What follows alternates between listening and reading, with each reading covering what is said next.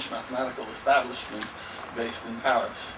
One can only attribute this to the fact that he was so original that his work was not really appreciated, and that he was also so original that he had to create his own language for many of the concepts which did not exist elsewhere.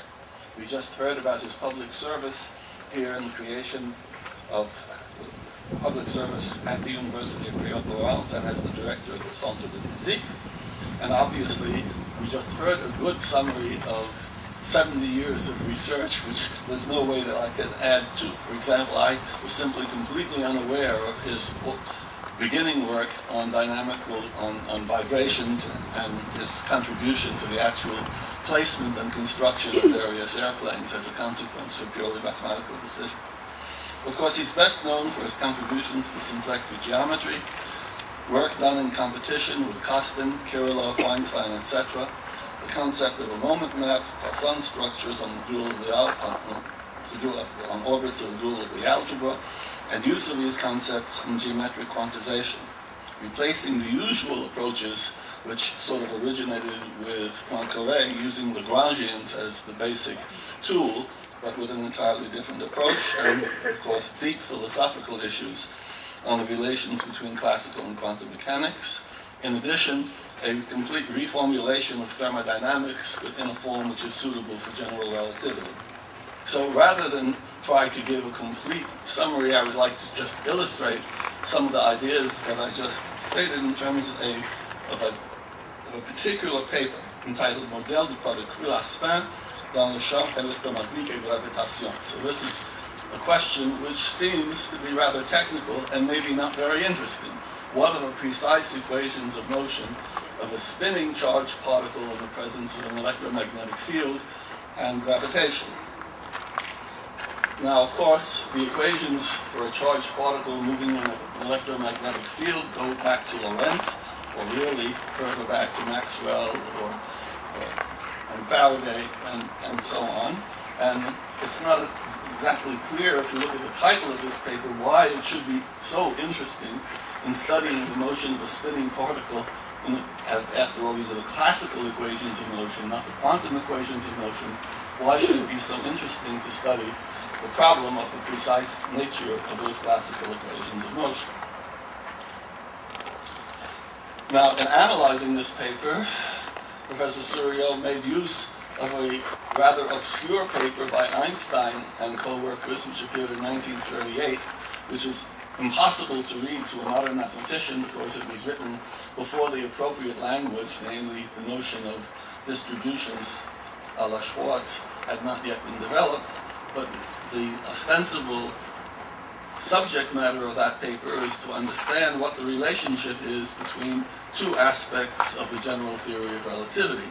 The general theory of relativity says that the geometry of space-time is determined by the distribution of matter, according to the famous Einstein field equations. And then it also says that a particle moving in this field moves along a geodesic. And the problem which Einstein, Infeld, and Hoffman tried to resolve was what are the relations between these two aspects, and is one, in fact, the consequence of another? Well, Suriot was able to abstract from the Einstein, Infeld, Hoffman paper a fundamental principle which not only solved his original problem of the equations of motion of a spinning charged particle in the presence of a gravitational and electromagnetic field, but had as consequences perhaps a description of maybe half of all the pertinent equations of physics based purely on group theoretical methods. It's just an absolutely brilliant paper. And again, I suppose that someone who's outside of the field and just sees the title of this paper wouldn't even bother to read. So here's an example of how a truly great man was able to present his work in a very modest way.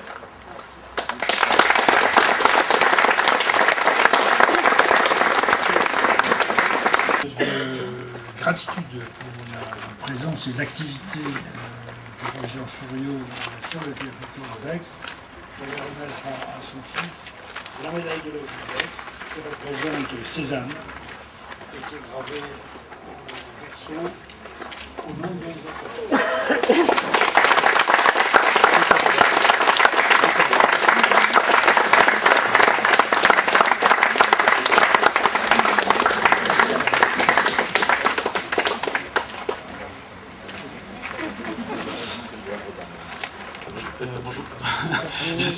Jérôme Souriau, je suis le troisième enfant de Jean-Marie. Les autres enfants n'ont pas pu être là. Par contre, il y a ici beaucoup d'amis, de la famille, des proches, mes enfants, donc c'est les petits-enfants de Jean-Marie, qui est aussi de petits-enfants.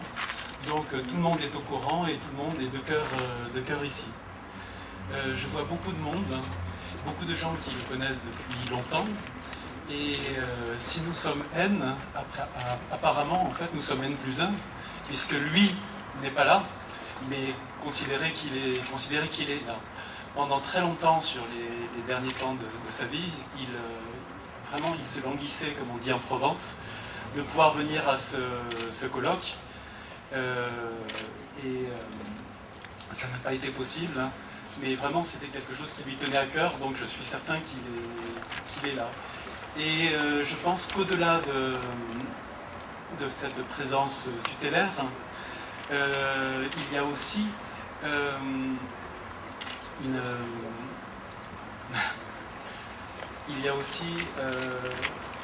des points communs qu'il a partagés avec beaucoup d'entre vous.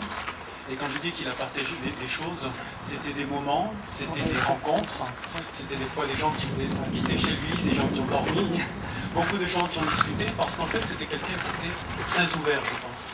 Et il acceptait les gens comme ils étaient. Il ne critiquait pas, lui-même était d'une grande modestie, il ne parlait jamais de lui-même, il ne se plaignait jamais, mais il était là et il prenait tout le monde, des débutants comme des collègues de longue date. Et ça a été une de ses caractéristiques. Vous avez aussi probablement connu Jean-Marie en tant que personnage, parce que pendant des années, il allait faire ses cours avec des sandales en plastique, un attaché case vert pomme, et il avait des pantalons de chasseur, des pantalons pas en treillis, mais verts avec plein de poches. Il ne pouvait pas prendre une voiture sans sortir son GPS pour vérifier si la route était très bien. Et quand il y avait un virage pour éviter une montagne, il disait « c'est tout droit ». C'était un théoricien. Pas de doute. Voilà. Donc, aussi, je voulais revenir un petit peu sur son œuvre, comme a dit M. Capetta aussi. C'était un bâtisseur. Et il a beaucoup bâti, en dehors des modes, au sens que quand il avait envie de faire quelque chose, il y allait et il ne cherchait pas à savoir si c'était à la mode, si ça pouvait lui rapporter des points, des je ne sais quoi, il y allait. Par exemple, il a eu son pire ennemi, ça a été l'anglais pendant longtemps. Je me souviens qu'il avait raconté qu'une fois il avait fait une conférence en anglais. Et à la fin de la conférence, a dit votre conférence était très bien, mais ça aurait été encore mieux si vous l'aviez fait en français, devant un parterre de gens qui ne parlaient qu'anglais. Ce qui fait que peut-être que ce point l'a desservi, mais au-delà de ça, il ne s'est pas dégonflé pour autant, il a continué à publier en anglais, parce que ce qui l'importait, c'était de bâtir, de construire et de communiquer. Je veux dire, il communiquait avec tout le monde, et toujours au niveau. Et en tant qu'enfant, il avait des choses à dire et il les disait. Il ne jugeait pas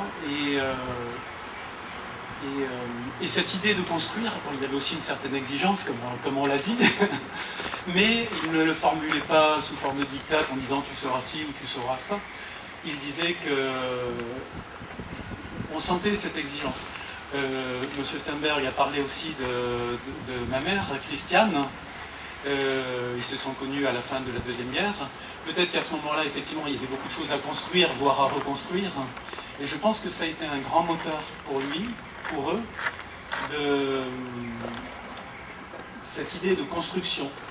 Et construire, il construisait aussi, certes, des travaux mathématiques, mais c'était aussi un foyer et des contacts. Je pense qu'il y a beaucoup de gens qui sont venus à la maison et qui ont apprécié ça. Et les maisons où on a été, on habitait au Tolonais. On habitait en haut du premier rabot à la place Forbin. Donc ça veut dire que pendant très très longtemps, jusqu'au dernier temps, il était aixois et c'était une ville qu'il aimait. Et quand je dis qu'il aimait, c'est-à-dire qu'il connaissait beaucoup de choses sur Aix, il prenait son GPS, il prenait fanat d'informatique, il se faisait des listes en disant là je dois faire 2,5 km à telle direction, puis tourner là-dessus. Et donc il est allé à des endroits invraisemblables. Après, quand il était un peu fatigué, il faisait du stop, il y avait des gens qui le ramenaient chez lui. Il n'avait pas peur.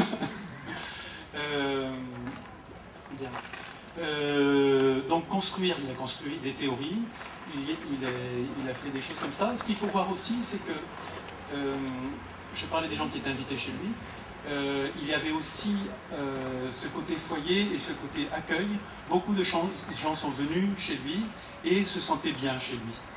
Et ce partage direct de bons moments, je crois que c'était de l'humanité, et je pense que en lui, comme en son épouse Christiane, cette humanité était quelque chose qui était chevillé au corps au plus profond.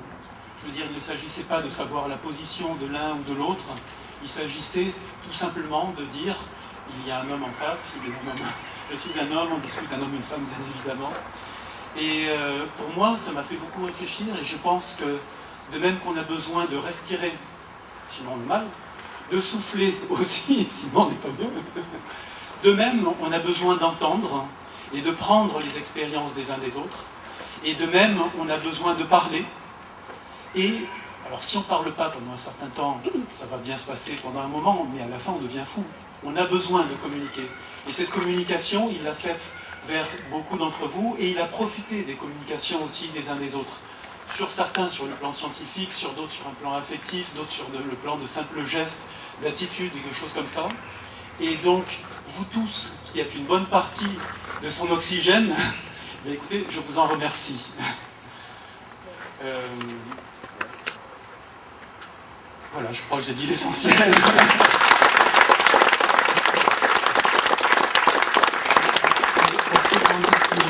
To say it in English for those who don't understand well French, I wanted to thank every one of you who came, each one of you who came here and who were partners in my father's life for all the exchanges done, and it was a mutually good exchange. So thank you for every one of you.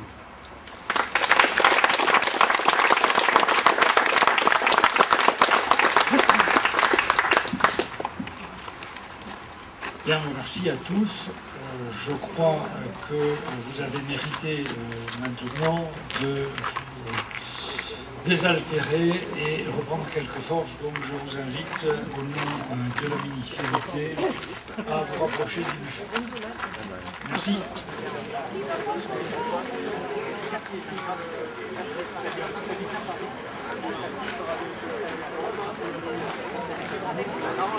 Poser la question.